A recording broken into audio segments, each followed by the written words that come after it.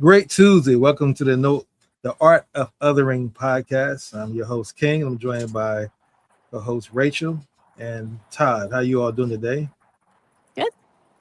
Good, King. And one of the things we want to get started with, Rachel, is our normal check-in procedure is just what's your gratitude? What's your spiritual energy number from 0 being life sucks to 10 being life is awesome? What would you say you are right here in this moment? I am alive. Therefore, I am a 10. There you go. I love that. How about yourself, Todd? What would you say you are in your spiritual energy number right now from being 0 being life sucks to 10 being life is awesome? I'm very close to 10. There's always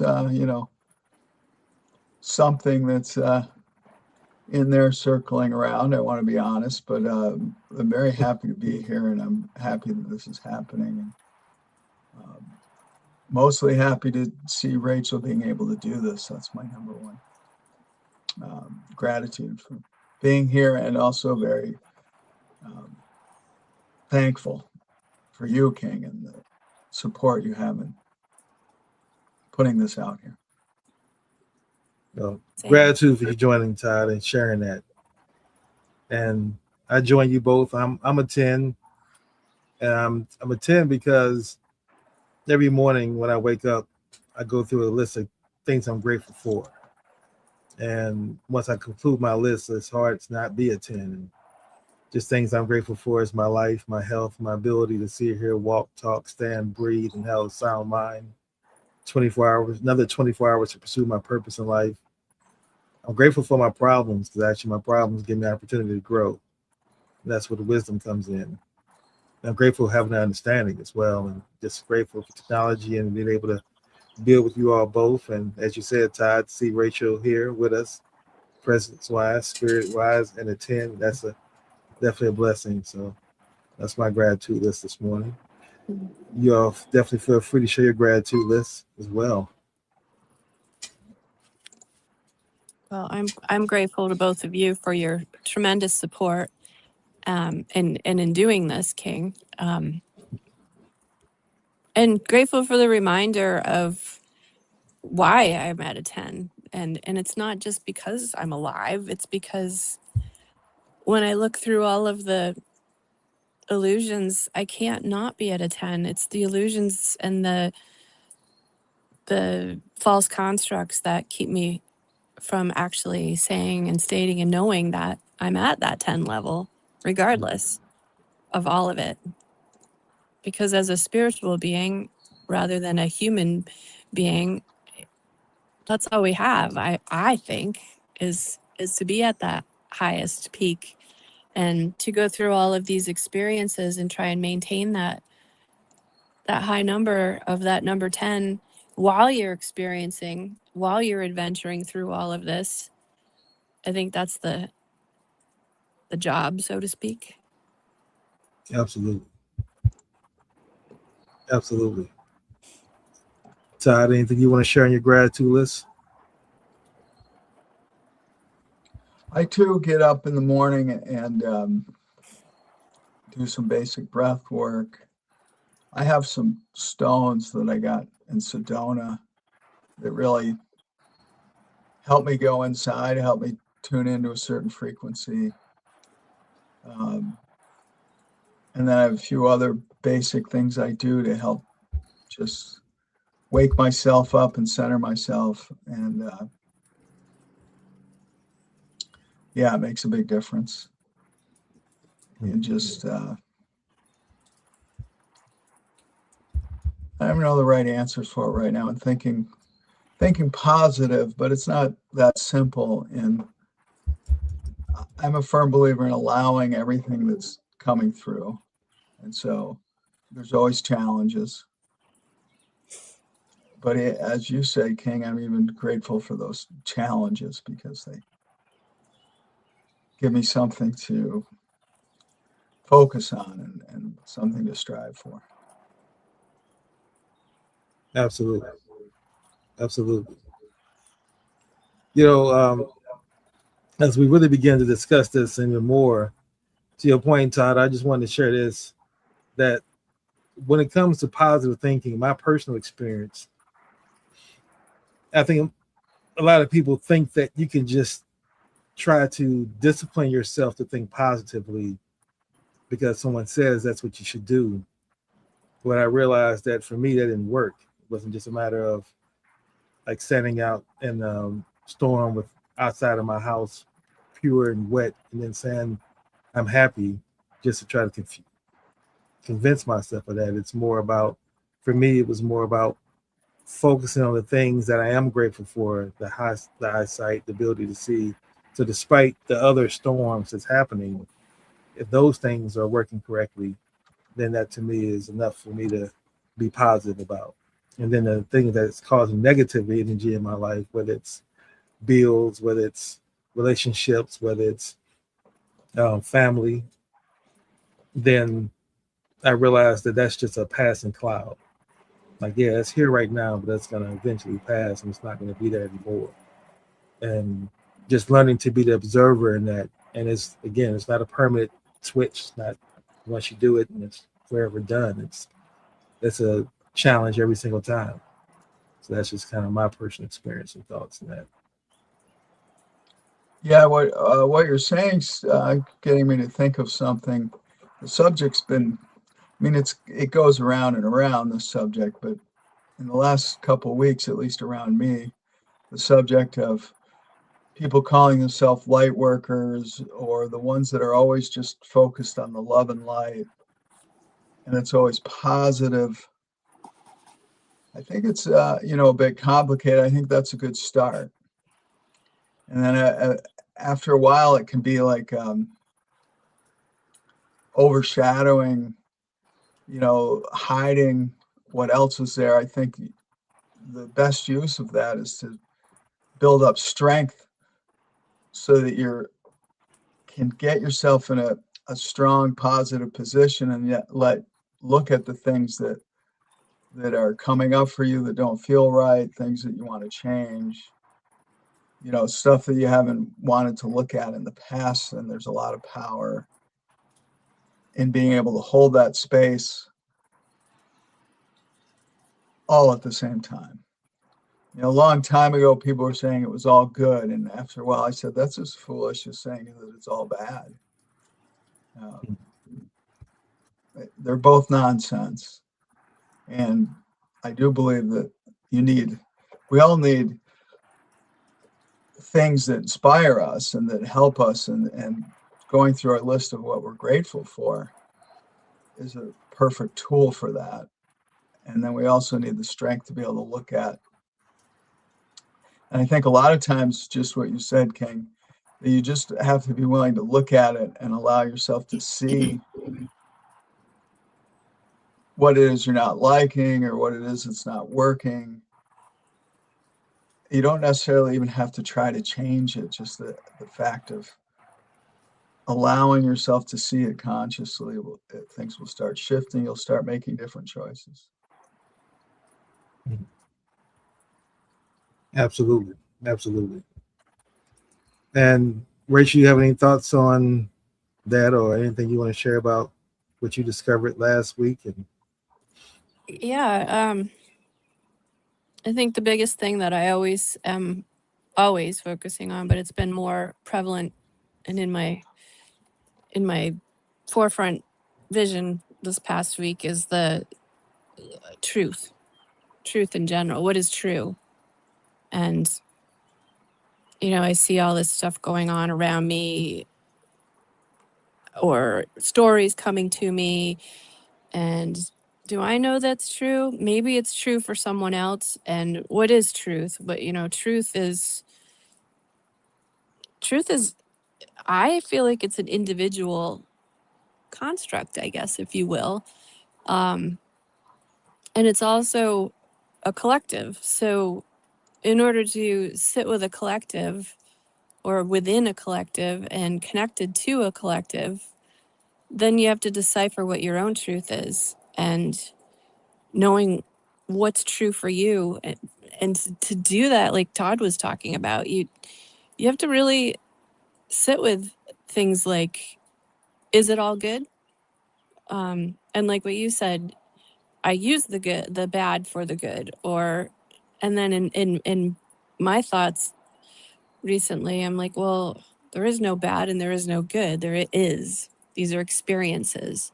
We've put connotations on them.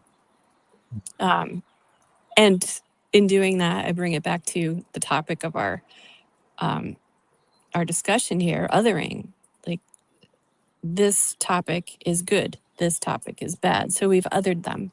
We've opposed them instead of accepting them for whatever the truth of them are, whatever the truth of the matter is. Yes, this is happening. Okay, that is. And to walk through it with that type of an understanding, that's not to say that you just walk through and let atrocities happen or, anything of like that, but you don't allow it to adhere to you and you don't allow it to dictate who you are. You don't allow it to become you, or you don't allow yourself to identify as these things, notions, ideas, because you're able to sit inside of yourself and know your truth, which is really important. And it's not easy to do. But gratitude, that helps you get there. Absolutely. Absolutely. For me, it's imperative that I have to be grateful, because if I'm not, then I allow myself to go down the rabbit hole of lack. And I call it a rabbit hole because that hole runs deep. I mean, the further you fall into it, then you start finding everything lacking. Yes. And then as you begin to go down that road, to your point about othering, and this is where I'm writing about, I really found in my research that everything really comes down to identity and how you see yourself.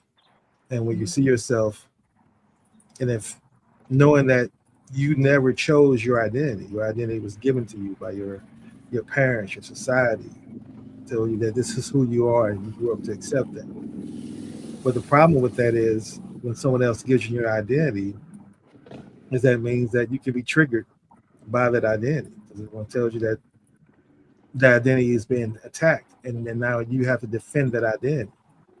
And see, what I've learned is it really comes down to this crux situation for everybody you meet and you talk to, any soul, that is really asking them what is their identity and how do you identify yourself. And that comes down to this question, because we have many descriptions of ourselves, but I believe we have really one identity, and it can change. It does change throughout life.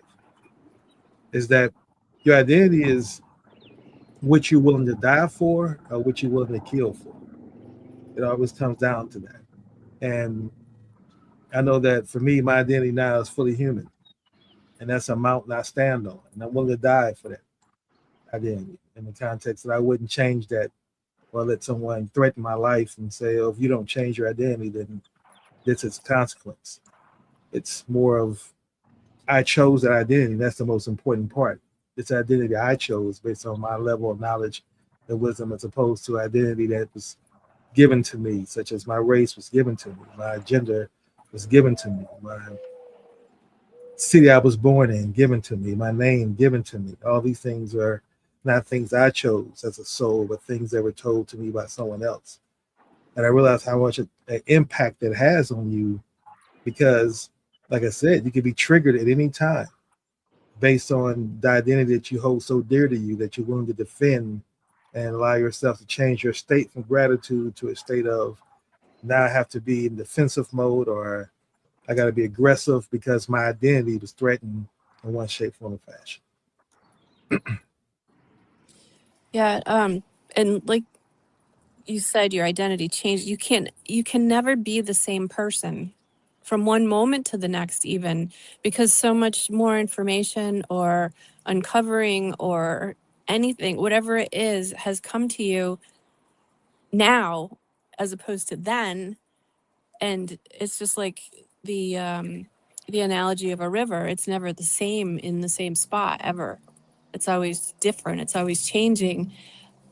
But I think the problem is when we try to hang on to it, not, and also and not being able to be aware of ourselves enough to uncover and realize what you were saying too about all of this was given to us. This is given to us from, like you said, our name, our family structure, our community structure, and then to break free of that within yourself and to really look into yourself and find your own truth and realize that hanging on to all of these things that were given to you as your identity aren't you, and the ability to let go of that is so freeing.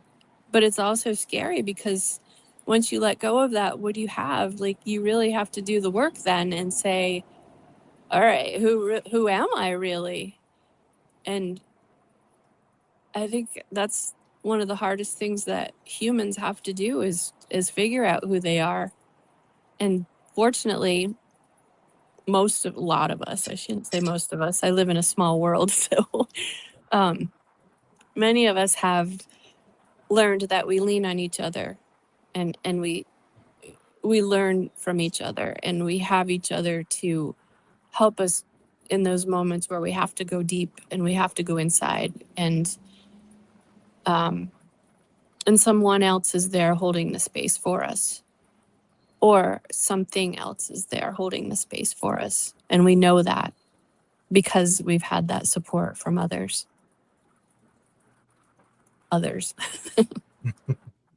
Those are good others, and I just put a connotation on others. Well, that speaks directly to the art, the title of the show, the art of othering, right? There's an art to it. Yeah. Ty, like you had some thoughts that you want to share? Yeah. I mean, I'm agreeing with what's being said, and there's a deeper layer too, I think, which is exactly that. We're taught that we need to have a belief system. We're taught that we need to have a stance and an opinion. We need that basically we're supposed to pick a side, because then they're going to hand us, well, here's the sides. It's like a football game. You're going to be Republican or you're going to be Democrat. And just the ability to be able to step back and observe in all angles and whatever's happening. Like you were presenting, I can't remember, maybe I was just reading something in the emails before this, that, yeah, somebody's saying something on TV, and maybe it's from your program team or the team that you grew up with. I think football is a perfect analogy here, right? So we grew up being Buffalo Bills fans, and it's still in my heart because it's my mother's family's, but it's just fun for me. I sit and watch the game, and then that's it. And I watch people get very caught up in it. If you look in England, you look at the football games, right? Because, interestingly, in America, we didn't call the sport that you throw with your hand most of the time football, maybe because it looks like a foot. I don't know what, but, the rest of the world, the biggest sport in the world is actually a game that you play with your feet, and they call it football. But they'll have battles. They'll have all gangs in Europe over, outside the stadium. They fight each other about whose team's the best. And so, yeah, if you can step back and just watch yourself and go, okay, that was interesting what this person was saying, but they're trying to feed me information and get me to plug into this information. I think that's the best observations to learn at first. And so you end up just watching for a while. But then a lot of times, if you look at it objectively, I find myself saying, well, how do I know? I don't know this person on TV. I really don't have much way of researching or time or will to even research who they are, where they came from, where the information came from. I'd have to hire a detective to determine the validity of the information. And my bottom line often becomes, I have no idea. That was interesting what they said. Maybe something to contemplate for a minute, literally, like 60 seconds. And otherwise, I have no idea. I don't really know. And I think that's what led me in this conversation to thinking about even the deeper programming, which is we're programmed to think that we know, we're programmed to come up with a stance that we know what the answer is. Otherwise, you have to stand there and go, I have no idea, really. Nor does it really matter to me. I haven't had the news on now in 6 months because we only have internet. We don't have, news station TVs. And before that, I was in a place where it was on all the time. And I don't miss it one bit. I don't feel like I've missed a thing. Everyone's like, well, but you don't know what's going on in the world. I'm like, you mean I don't know what they want me to tell me to think about what's going on in the world? That's the only thing that I don't know. And it hasn't affected me a bit. Does it make you feel different that you're not exposed to news media? Well, I think if you dig deeper, they obviously have studied, voices, sounds, inflections, colors, frequency, all of these things to, promote whatever they're trying to promote at the moment. And I feel better that I don't have all of that stuff coming through me. I'll admit that I probably watched a little too much TV lately because I think that, that same construct, I think you'd call it, King, isn't even in the, they call it television programming. Right. They basically You don't need to overstudy. Some things are right in front of your face. Or television. What does that mean? L-I-E. Television programming. Yeah. And what do they call it? They call it, well, it's a program. Which program are you going to watch? That. Right. It really easily becomes very obvious. Now, and some of it's good. Some of it's people are really trying to tell a good story, to be thought provoking, to give somebody some hope and something to be grateful for. And maybe a lot of it's just not. Maybe a lot of it's just like sugar. If sugar was invented right now, it'd be called a drug.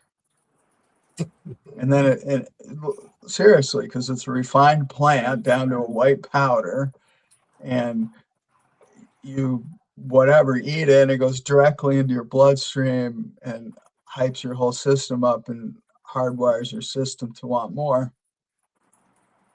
It's one of the most addictive substances. Well, then they made it high fructose, so they took enzymes and basically partially digested and broke down the sugar. So when you drink something that's high fructose, which basically means it's been stripped of all of its minerals and anything resembling the rest of the plant, and then it's been broken down so that when you take it into your body, other than like shooting it into your bloodstream or maybe eating some sort of speed,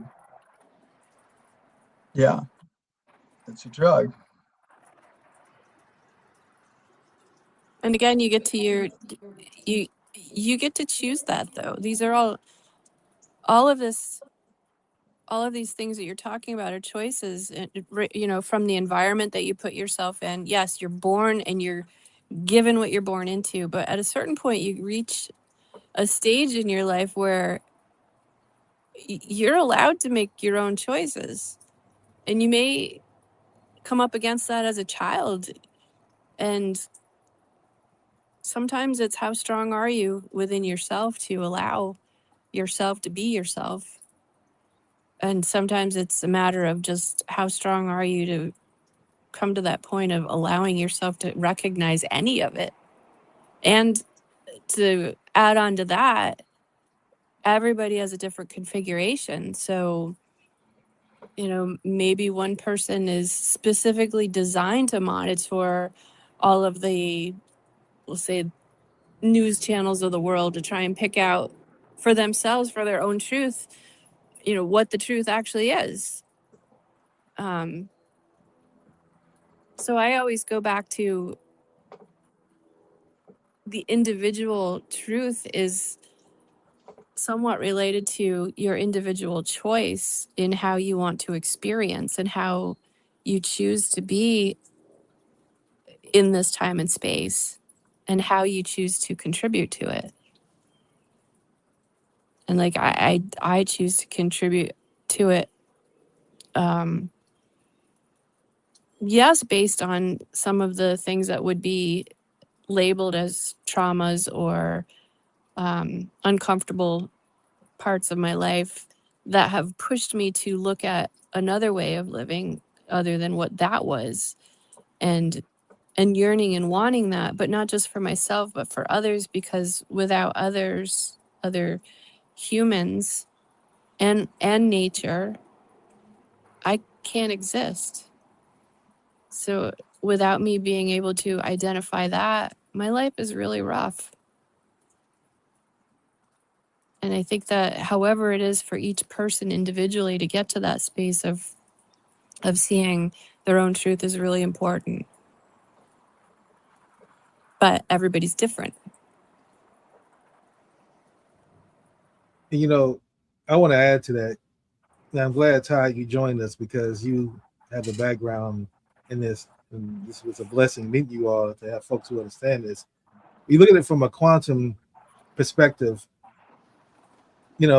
My issue with letting someone else tell you your identity is that they take away your ability to, again, choose it. And then understanding that once you do choose it, you now are the observer. Just like, to your point, Rachel, you didn't exist until someone else observes you. It's something to be a particle and a wave until it's observed. And when you observe yourself, and I call it the self triad, you have your feminine and you have your masculine energy. And you can observe and choose which one of those you want to allow yourself to be governed by at that particular time in your life and that choice you're making. And when someone says you're a male, and they tell you that here's what the description of a man is, and it doesn't have that ability to do that, now you limited yourself with the ability to even see your feminine energy at all. And now the feminine is just looked at as just being purely women, as opposed to an energy and a set of characteristic traits around that energy. And people don't understand that. And so then when you say, well, you're masculine and feminine, then people think, well, that means you're gay. So you're tapping into your gay side. And that's how it gets interpreted, because folks don't have that understanding of energy at all. And nothing, to your point about, as you said, Ty, programming that we get, unless you watch the Gaia channel, that's probably the only exception, or some rare videos on YouTube that I watch that talk to this training that we should all understand, that when we allow ourselves to be boxed in, and it's like just going through a box, and people don't realize that when you box yourself in, what you're doing is you're teaching the construct literally how to communicate to you and how to speak to you. You say, okay, I'm a black male, I'm 56 years old, I like Baltimore Ravens, I live in this city, I like this music, I like this clothing, I like this type of women. And you go through that. So now, and you start getting information sent to you that fits exactly what you just told the algorithm, what you want to see and who you are. And then you wonder why you've been driven now to go buy something. Like, why am I even here shopping? It was because you've been programmed, because you gave it exactly the parameters that you were told you were chosen. And once you get your critical thinking hat on, and that's what I really want to emphasize, you should always question something that's been told to you. To me, that's what I believe. And, that's what, if you read the Bible, I forgot what scripture, but somebody that asks, how do you get into the kingdom of heaven? It says, become like a child. And those who have children know what that means. The children's always inquisitive. Children don't know. So they ask you, Why is this red? Why is the moon here? Why is this yellow? Why all these crazy questions that as an adult you think we've already been taught to all these answers. And this child is asking you all these questions, and people say, they get on my nerves asking all these questions. Stop asking questions. And you condition the children to stop asking questions to the point, just conform, is what you're saying. Just accept the fact that Christmas can be December 25th, if you believe that. I'm not here to debate that date, but what I'm saying is the critical thinking part that's lacking is, well, if you say he died on Good Friday and he rose on Easter, but that always changes, how come that's never questioned? Why is Easter never April 25th every month, or March 23rd, or May 5th? It changes. Now, you understand astrology, you understand why it changes based on the solstice. I mean, the spring equinox. But if you don't even understand that part, the critical part should make yourself say, why is this birth never changes, but his death does? Right? Mm-hmm. And that's the kind of critical thinking that's lacking in our society. And we just accept that. And then we build a whole system of marketing around it to say, well, Christmas is Santa Claus, external to you and your parents. Your parents go to work hard, work 16 hours a day to give kids gifts, and then give all the credit to someone external to the house. And then go and you shop for Easter, and you give candy, and you spend all that time buying candy, coloring eggs, and give all the credit to an Easter bunny. And so you're teaching your kids that you're not the source of their happiness. It's external to them. And you combine it with the sugar, like you're saying, and you say, if you want to really be happy, that's external. So now you got to eat these brands. You got to eat. And look at the name Fruit Loops. I ate Fruit Loops my whole life. I didn't realize that I was 45 that it wasn't spelled F-R-U-I-T. It was F-R-O-O-T. I assumed it was fruit because they had fruit on the pictures of fruit on the box, and they're telling you it's grape and it's orange, but it tells you F-R-00-T. I mean O-O-T is how they're spelling it on the box. They let you know it's not fruit at all. But they convince you and you program, and it's, to your point, Todd, it's right there in front of you. And because people don't critically think, we conform, we accept, and we just teach that to our kids, and it just becomes generationally how everybody accepts things. And then when you say that you don't do that, then you're the outlaw. Oh, you don't celebrate Easter? You don't celebrate Christmas? Now, you're the one that's strange, because to you, it doesn't make sense to give all the credit to these external sources instead of yourself. And then there's the other side of accepting it too, King, where you're kind of sitting back like, okay, you want to play that game, then that's great. That's your life. And you're accepting of people having that in their lives. And I think that's an important part of finding peace inside of yourself, is to allow others to have that, to have those experiences, so long as they're not overlapping and causing issues in your life, which everything is a ripple, right? So, I mean, we can't just all go in a cave and meditate for the rest of our lives either. We have to be able to participate somehow and find that connection amongst each other, that commonality that promotes a better life for all. But how do you do that when we all have a different idea of that? And rightfully so. I'm not saying that there should be one person having that idea. Follow me. I don't want to follow somebody. I want to live truly in my heart. So getting to the core of the actual truth of existence, I think that there's something inside each of us that we each have that is the same, and that's how we can connect. And I think that that's, well, maybe two things: love and gratitude. And just to be able to be like, okay, you celebrate Easter and you buy your kids a bunch of candy and you love that, and I see how happy you are, and I'm not going to judge you for that. I'm not going to other you because you do that. That's your choice. And look at what it's doing. Look at the beautiful time you get to be with each other and have with each other. And I don't know, maybe that time that they get to share with each other, eating all that fructose, is promoting them to talk about the next steps in their lives and bringing them closer together. And maybe because they're being closer together, maybe they're able to create something amongst each other that was never thought of, and it's really helpful for someone else. So there's so much othering in so many depths and so many different ways, and that's why we call it an art, because you have to be able to navigate it over here and up there and down here, and it's fascinating to me. And I think that's key. Keep it fascinating.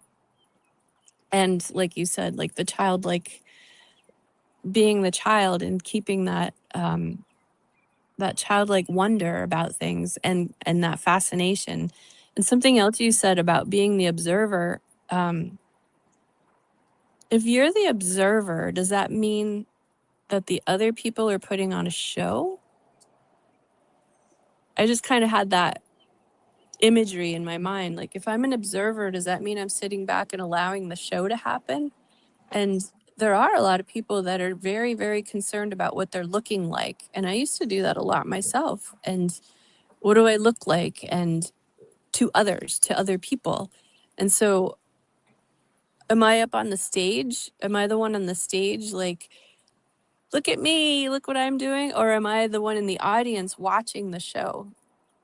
And if I'm the one in the audience watching the show, I can actually be, it's swapped where I'm being trained by the one on the stage.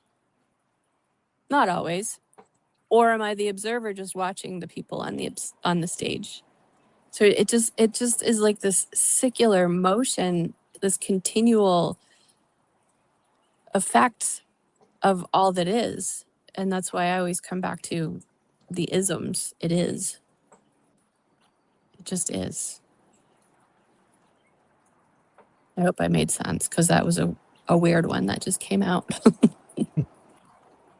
I have a similar way that keeps coming around, and that's how it works for me too, which is everything that I think that I know, I test it out all the time, or let it keep reproving itself, and it fine tunes itself, or things fall away and something else comes in. But one idea that keeps coming around for me is that I don't need any belief system at all. I need to believe in myself, which is an ongoing learning process for me. And again, if we just put things right out there for face value, none of these agendas that are coming at us are telling you to believe in yourself, or to make up your own mind, or here's the information that we have, you decide. That just rarely happens. Mostly there's, it's already written for you. Here's the answer, and here's what you can think next, and here's what to believe in today. And it's all, I think it plugs into our deeper fears, right? Some of it's tribal. I think at least our bodies have a programming that we need to stay with the tribe. So yeah, if you don't celebrate Easter, you're weird. You're not in the tribe anymore. It's really not. It has nothing to do with Easter. If you believe that Jesus rose on, from the dead, or any of that, it's really about that you don't believe the same thing as the tribe. And so you're going to get kicked out of the tribe. And so if we're anywhere near you, we're going to get kicked out of the tribe with you. And that's a really deep down program that we carry. So we all want to be accepted. How you look. Well, it's a survival on that level, because we need people. We need other people. So if you're, I did that when I was younger. I did that. I don't need anybody. But when I stood back and looked at it objectively, how many things that you around you right now that you use did you make yourself? And did you go and mine all the materials to get? I mean, like, it's not possible. There's I don't care if you're homesteading and living off the grid, you didn't get there all by yourself. It doesn't happen. Anymore. That does, and then if you add into, well, which cells are we going to talk about? A tree or a rock? You know, if you get into the Native American view of it's all alive and they're all our brothers and sisters, then yeah, no, you didn't, you know, the animals, the plants that you're eating, however you want to look at this. So there's this constant flow, which right now I'm thinking of the topic of being the observer. I think that's just, again, they're all tools. And if you take any of them to be this is the concrete answer, then it's going to be wrong, especially if it's said in English, because English is so limited and programmed all by itself. But the idea of being the observer is that you can see, oh, wait, so there's a part of my awareness that's farther back, if you will, or deeper inside than the part that resonates with how do I look, or what do I believe, or what do I think I know. There's a part behind that watching all of that. So I think it, as used as a tool that go deeper into yourself, it's great. Used as all of it can, you know, again, it can have a helping you build part of it, or it can help you mask what's going on with the reality. You can just step back and say, well, I'm just the observer here, but that's impossible too. You're always part of the system that's around you. The example that always comes to mind for me is the, you know, I love to pick on my, you know, my group of energy healers, because I do energy healing. And so there's a whole lot of, let's just think of love and light always. And there's the, I create my reality. And now there's the, well, I'm in 5D. I always exist in 5D right now. And I'm like, well, why don't you take a charge at the side of that building and get back on me and how it goes for you? And if you go through the wall, I'll be like, can you show me how to do that? I'm like, will you teach me how to do that? But I haven't met that. Or, you know, walk on the water. If you walk across the water, I'll be like, hey, can you show me how that works? So we can trick ourselves into thinking that there's, you know, I'm 100% positive all the time, and I'm in 5D. And again, yeah, well, okay.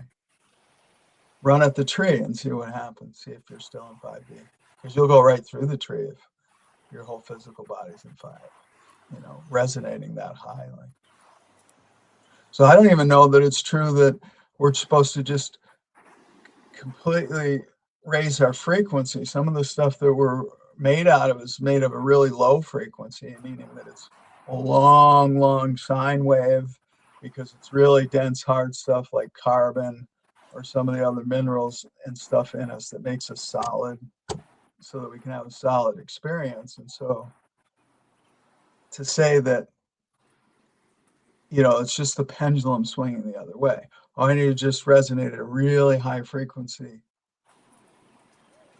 I think if you ran all of your higher self through your physical body, you'd probably burn like a French fry.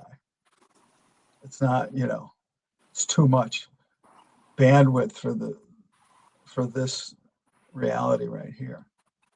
So there's a balance, right? There's a balance of, oh, I wanted to have this experience of carbon and this experience of, you know, iron and stuff mixed with my really high frequencies of awareness all at the same time.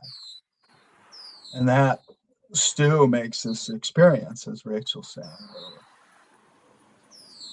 We're having experience, and I think then we want to just catch ourselves when we're getting too caught up in the experience. You know, when we all line up in the field and there's a group of people over on that way and the group of people over there, and we're rushing at each other going, we need to kill the other side because they're the other tribe. Maybe some of us will be like, whoa, wait a second, we've already done this before lots of times, and then we just got to come back around again, or whatever, however you believe that's true. Okay, I'm really rambling right now, so save me here. But well, what I wanted to, I just kind of want to comment on kind of what both of you all said there. Again, I'm looking at it. I don't proclaim to have all the answers that I'm right. Just my understanding and how I live my life through that. It's the understanding is that when I say the observer, I'm saying it from the context of being able to consciously make choices and not just react. Like one of the things that I've learned that you all have been part of for years, you sure take it for granted, but I'm just now coming into this awareness around controlling my breath and breathing.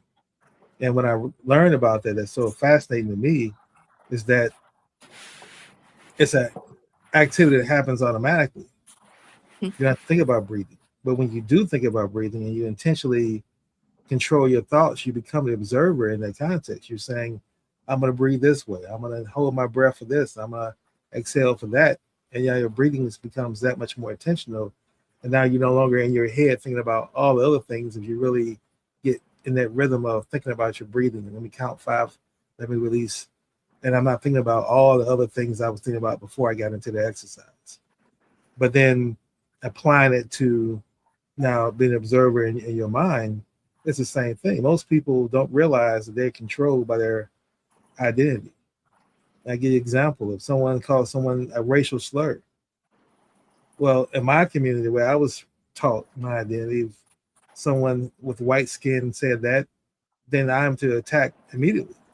No quarter, act and suffer the consequences of what's going to suffer, because it's allowed. And everybody in my race would understand that, and I'll get lauded as a hero and someone who didn't take any mess.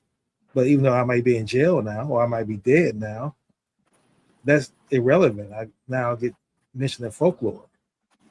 But being an observer to say, oh, this person said a racial slur. Do I accept that racial slur? Should I hit him? Should I argue? Should I stop? It's having the ability to make that decision and not just be acting on that, or not acting, but having the decision to say, I'm going to act, or I'm not going to act, or I'm going to act this way. That to me is what I look at as my definition of self-mastery, that you make decisions not because of how you were culturally conditioned to be or programmed, because that decision is a decision you want to make in that moment, in that time, and I'm not going to regret it later on. That's why I think so many people have so much regret, because, and that's how so many people ruin their career, because now the technology allows you to tweet and reply instantly while your emotions are high. You see something, oh, I don't. Then next you know, you see everybody's reaction. It's like, well, I didn't really mean that way, and that's because that wasn't you in my mind. That was just you and your identity reacting to that situation. Now that you have time to think about it and you've given it that thought, then you realize I wouldn't have said that, or I wouldn't have said it that way, or I would have put this context in the beginning, and instead of just sitting the way I did. But now it's out there forever, and everybody's going to now judge you based on what you did in that moment, regardless of everything else you've done prior to that, because you tweeted that in that moment. That's who you are, and that's how everybody's going to see you, and that's going to be your brand, and you're going to be canceled, or you're going to be accepted by some, depending on who likes it and who didn't like it. And that to me is where I want to get to in my life, where I have that kind of decision in every situation. And I know it's a journey. I know that's not going to happen tomorrow, but that's the journey for me, is as many of my daily decisions that really impact my life, can I really be the observer and not the triggered person responding to an identity? And again, it's not just race. It can be country. It can be party. It can be politics. Someone come down the street and say, if you're, as you said, Buffalo Bills fan.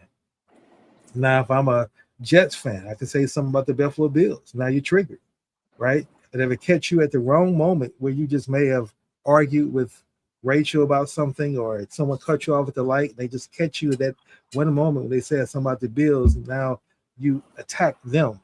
And it wasn't personal to them, as Deepak Chopra, as Don Miguel Ruiz teaches. It's not personal, but it was the fact that your identity was triggered. You react, you cuss them out. Now you're fighting over something that was you can't even control. You don't own the Bills.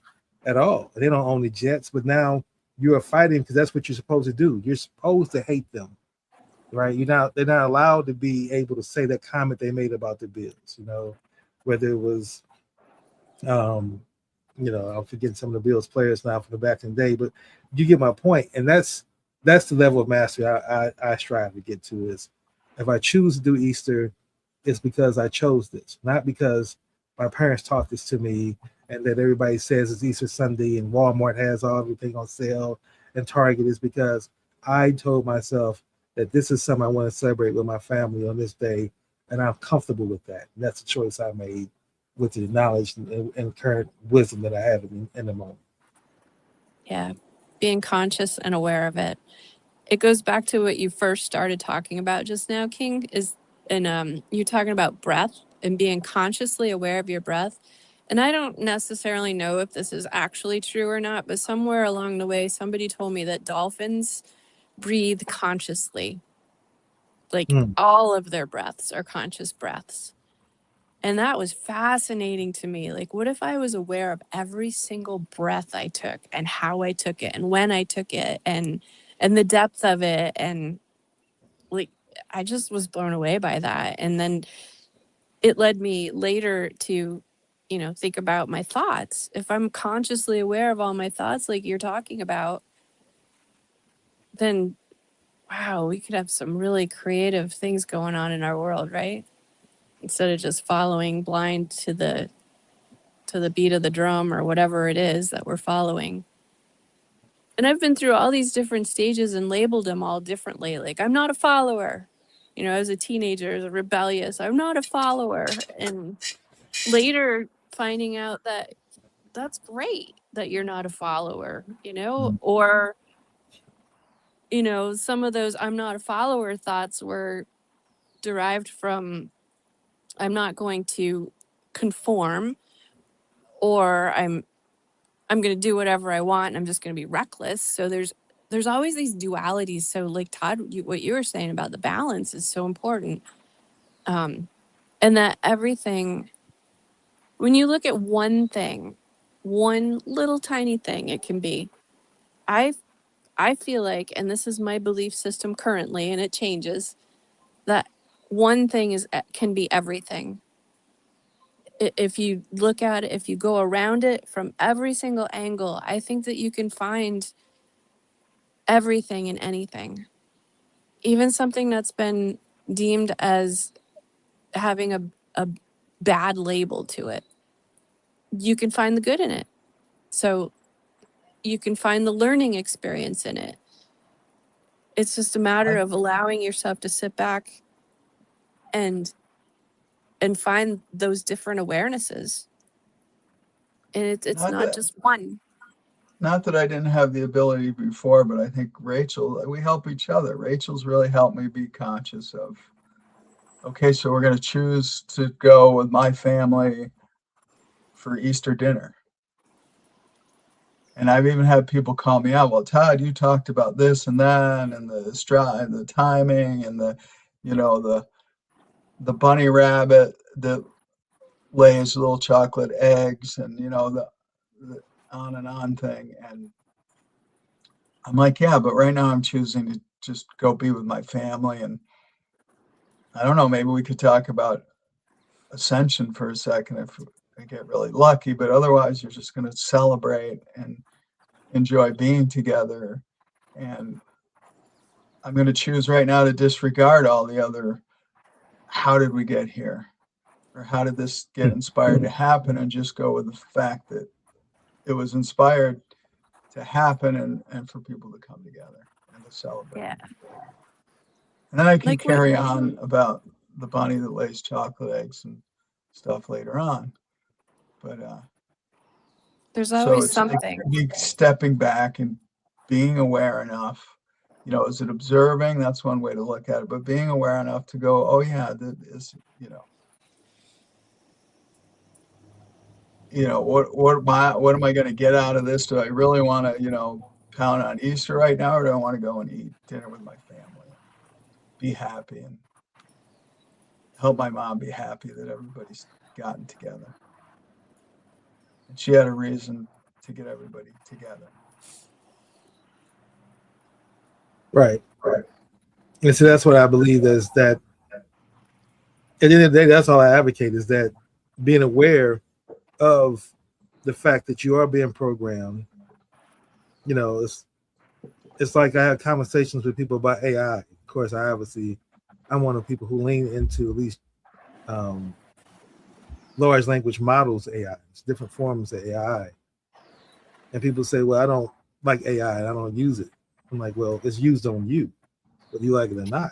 If you're watching anything streaming, it's algorithms that's controlled by AI. If you listen to any music streaming and you don't create your own playlist and you listen to Spotify's or YouTube's or Apple Music, whatever it's curated by AI. You go to the doctor, AI is an integral part of our lives in every way we deal with right now.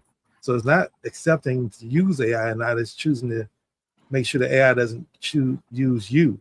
And that's the choice you're going to make. And so AI is a tool now. It's a tool just as much as a carpenter uses a power drill. You can do it with screwdriver and you can feel pride in that, or you can use a drill to get it done faster.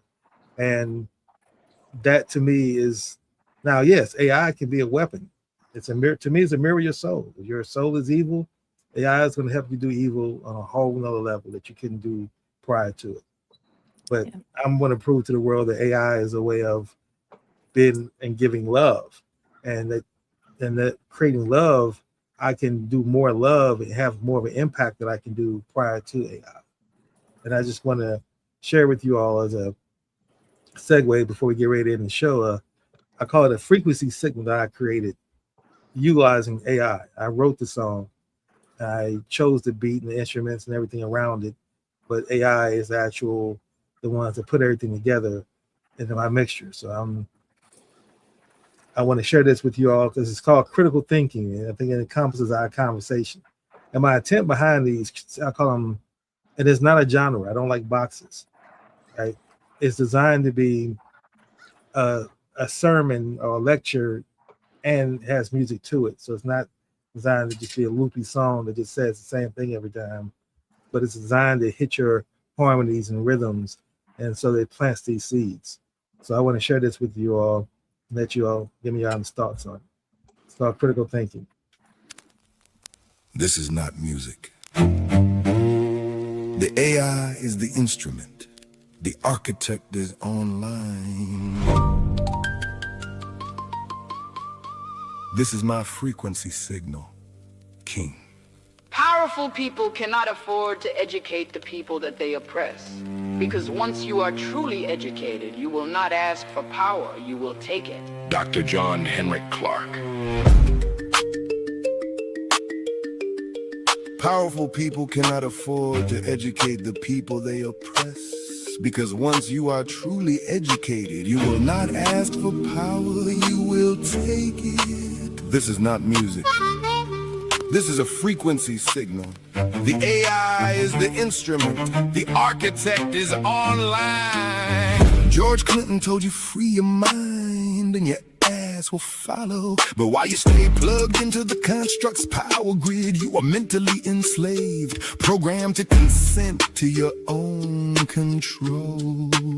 Your signal runs to infinite intelligence at love 500 hertz. The construct scrambles the transmission and hands you back the wrong messaging. It is the master power move, altering the definitions of the words tied directly to your soul. Let's descramble the signal, clear the line. Your human form is finite, caught inside the linear strain. They keep the language ambiguous to free your processing brain. They tell you the words are subjective, a sleight of hand on the screen, designed to turn you external, dependent on the machine. Look at love, the language of the universe, the synonym for God. The construct recoded it to lust, to drain and trap a counterfeit fraud. Look at joy, the pure bliss that rises from the gratitude within. They swapped it for dopamine hits, sugar screens in the market it's in. Look at peace, a quiet mind, the steady essence of the soul. They sold you a day off from work and handed the grid full control. Look at happiness, the natural yield of the love energy field. They turned it into the next purchase, leaving the fracture unhealed. I'm a sovereign architect. The construct can't buy what it can't price. Money won't move me. Money is energy. I attract it. I don't chase it. I don't extract it. You believe hoarding and leaving, skimming the cream. I believe in connecting, co-creating, lifting the deserving soul to the dream. Soul governs the heart instructs the head. The order restored, service is the climb. That's how the frequency is fed. They re-engineered freedom, which is simply to stand as your sovereign, authentic self, and shrink it to financial capital, buying more objects of counterfeit wealth. They branded success, which is the increase across all 8 forms of energy, and sold you deeper, enslaved in debt, careers, and managed dependency. They preach about equity, the power position where true equality can rise, but deliver relative equality, a measured handout, cut the demographic size. They asset strip value, what the soul instinctively produces for the earth, and traded it for material tokens that charge a soul to validate your birth. Look at wealth is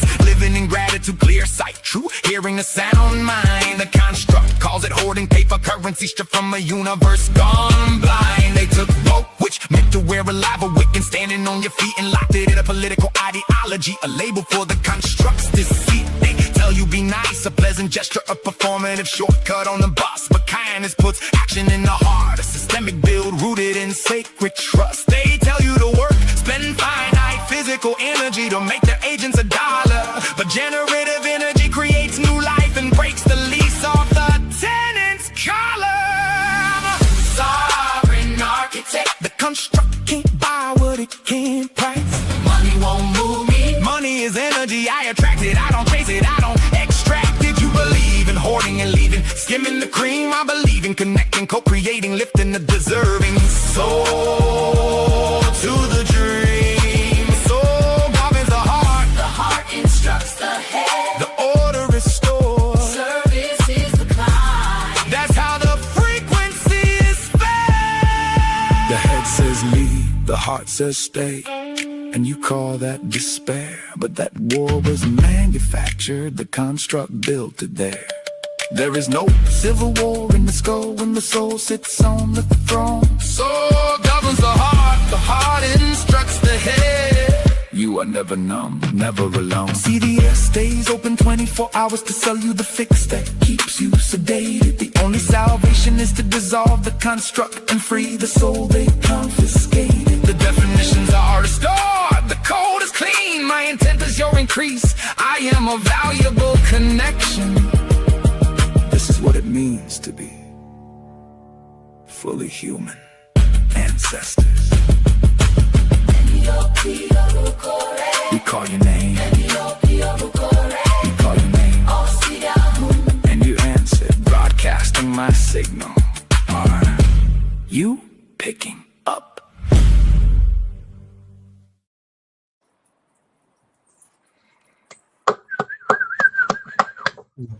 Thank you all for listening. So just curious to see what your thoughts, not necessarily your genre of music, but just any thoughts you all have. I just love, King, how you utilize something that is being labeled as bad, and it goes back to what I was saying earlier. Oh, that's a bad person, they murdered someone. Well, what's coming of that? What's coming of that? And you can walk around the whole parameter of it and say, wow, there's this gift, this gift, this gift, this gift, or this movement forward, or this evolutionary progress that's happening as a result of this one thing. Thank you for recognizing that and utilizing that tool. And I love the color. Wow, that was a perfect color for me. That really resonated. I enjoy what we're learning, now that we've gone down this path with the AI a little bit, and you see all the corporations that bet big time on AI and they're having to backpedal. I'm just glad to see what was in my sense of it happening.